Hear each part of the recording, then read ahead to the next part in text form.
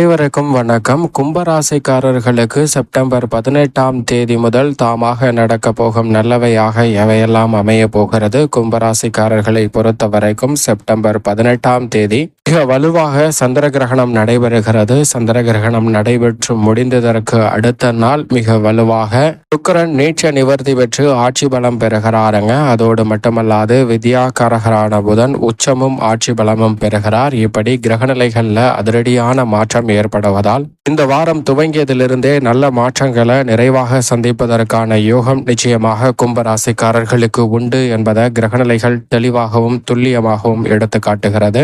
அது மட்டுமல்லாது கும்பராசிக்காரர்களுக்கு பல்வேறு வகையான நிகழ்வுகள் தாமாகவே வெற்றிகரமாக அமைவதற்கான முதன்மையான யோகம் நிறைந்த ஒரு தருணமாக அமைய போகிறது என்பதை திட்டவட்டமாக தெளிவாக துல்லியமாக உறுதிப்படுத்துகின்றன. எனவே அலட்சியம் வேண்டாம். இந்த தருணத்தை சரியாக பயன்படுத்தி கொண்டால் நல்ல மாறுதல்